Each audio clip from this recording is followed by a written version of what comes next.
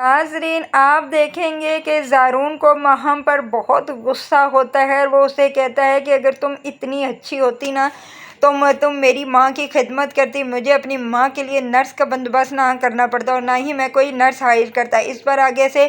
ماہم غصے میں بولتی ہے کہ میں کیا کروں، میں کس کس کو سنبھالوں، ابھی تمہاری ماں کو سنبھالوں یا تمہارے بچے کو۔ اس پر زارون فوراً بول پڑتا ہے کہ تم ٹھیک کہہ رہی ہو، یہ ماہم صرف میرا بچہ ہے نا، تم نے کہہ دیا نا یہ میرے بچے۔ اس پر ماہم کہتی ہے نہیں، یہ میرا نہیں کہنے کا مطلب تھا، میرا تو یہ مطلب تھا کہ ہمارے بچے کو میں سنبھالوں۔ تو اس پر زارون کہتا ہے کہ اپنی زبان بند رکھو، یہاں سے دفع ہو جاؤ، تمہیں کوئی ضرورت نہیں ہے میرے بچے اور میری ماں کو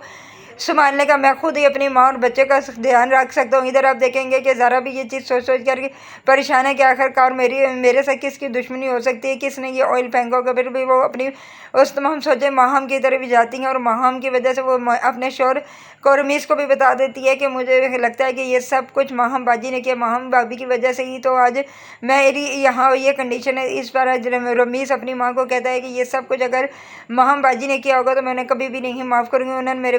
میرے بچے کو مارنے کی کوشش کی ہے۔ تو اس پر اس کی ماں کہتی ہے کہ نہیں تم ایسی باتیں مت کرو، کوئی اتنی ظالم نہیں ہے وہ اپنے بھائی کے بچے کو مارے، کوئی اور بھی تو کر سکتے۔ وہ کہتا ہے کہ اور کون ہے اس گھر میں، اور کوئی بھی نہیں ہے، یہ سب کچھ واقعی اگر ماہم باجی نہیں تو نہیں کیا۔ ادھر آپ دیکھیں گے کہ زارون کو تو بہت ہی غصہ آتا ہے، زارون بھائی لون میں گھومنے چلا جاتا ہے اور وہاں کہتا ہے ایک مصیبت کے بعد دوسری مصیبت آ جاتی ہے، میری زندگی میں تو جیسے سکون رہا ہی نہیں ہے، ان سکون کی تلاش میں میں کہاں کہاں بھٹک رہا ہوں۔ ادھر آپ یہ بھی دیکھیں گے کہ راشد بالآخر کامیاب ہو جاتا ہے شفق کا پتہ ڈھونڈنے میں، اور جب وہ شفق اسے نظر آتی ہے تو گاڑی میں سے اتر کر شفق کے آگے کھڑا ہو جاتا ہے اور اسے ہاتھ جوڑ کر معافی مانگتا ہے اور کہتا ہے کہ شفق مجھے معاف کر دو، مجھ سے ایک دفعہ بات کرو تو۔ لیکن شفق کہتی ہے کہ مجھے تم سے کوئی بات نہیں کرنی، یہاں سے چلے جاؤ، یہ نہ ہو کہ مجھے اور تمہیں زارون دیکھ لے اور میری زندگی اور تباہ ہو جائے، تمہاری وجہ سے آگے میری زندگی بہت تباہ ہو چکی ہے۔ لیکن آگے سے راشد نہیں